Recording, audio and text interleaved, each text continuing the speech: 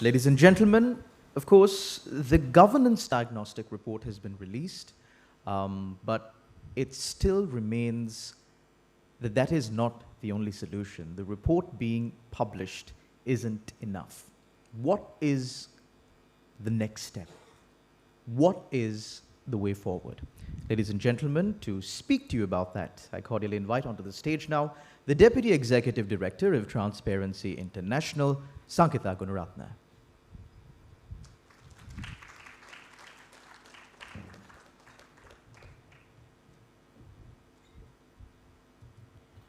Thank you very much. And very shortly, you will see a QR code being displayed on the screen, which will give you access to the full report that we've all been speaking so much about.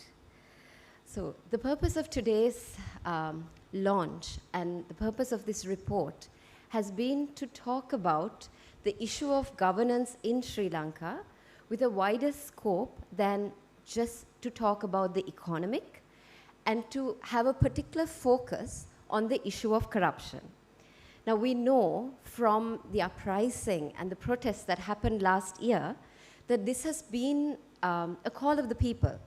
This, of course, has been the call of the civil society for many years in Sri Lanka, but now we have come to a critical point where the problem of corruption can no longer be ignored. So this event today and this report has been an attempt to distill these calls into a tangible form, into a monitorable form, for lack of a better word, in a way that we can then evaluate as we go forward.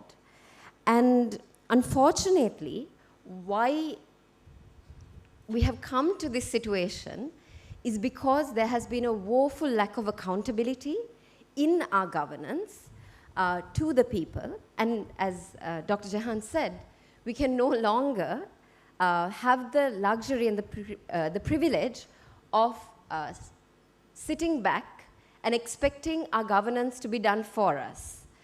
We have now had to really become active and engaged to demand this accountability because we no longer have that privilege.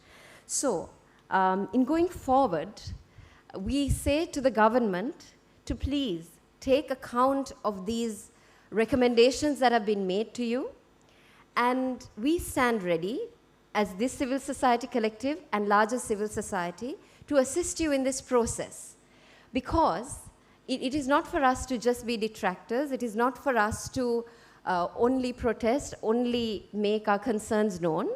We are also willing and able to engage in the solution, and we ask that that space be provided for civil society in order for us to be able to assist you, help you with it, and stand with you, even as these recommendations are put into action. Now, of course, when we speak about that, there is a question of legitimacy. And the report has very clearly pointed out the need to stress test that legitimacy. Irrespective of what government gets elected, it is important that elections be held, that that question is asked, and that citizens answer in whatever way they see fit. So to the government we say that this is also an opportunity to solve not only problems created by this government, but problems created successively over the years, structural problems that have lasted for decades and generations in Sri Lanka that need to be solved, that need to be addressed in that structural manner, just as the report has addressed it.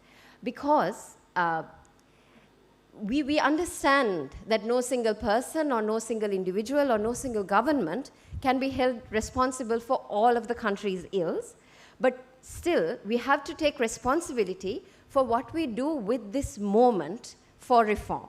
It is a moment for reform that needs to not be squandered and needs to be accepted and used in the best way possible.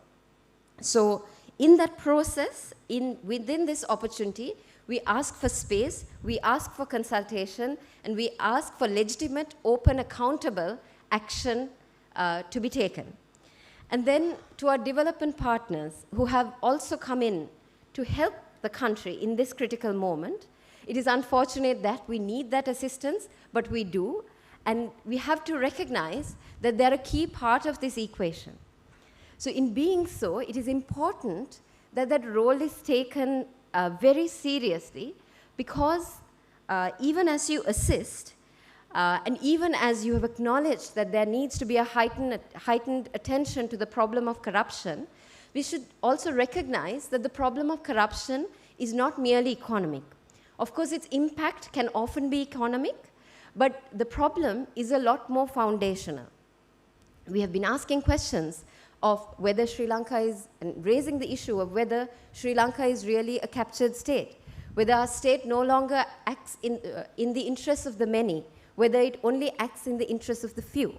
So it is really important, as you engage, that you not only not contribute to a disabling environment, but that you create an enabling environment. So you have to avoid the risk of enabling corruption through the assistance you're giving, and also to ensure that that assistance also is not re-corrupted, not subject to corruption one more time, because we recognize that these financial inflows are going into a system that is systemically corrupt in Sri Lanka.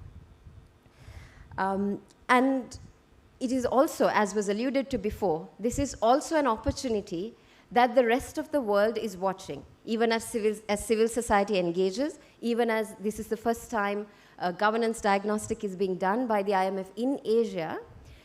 There is a lot of precedent to be set here.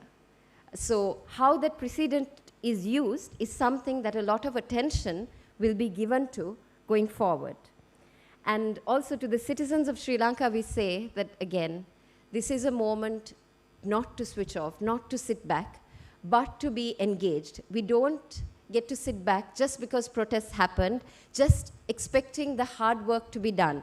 Now is when the hard work of actual reform has to happen. Subsequent to the uprising, there still remains to be a lot of working out, a lot of consensus building, a lot of solution building, enforcement, and oversight that needs to take place.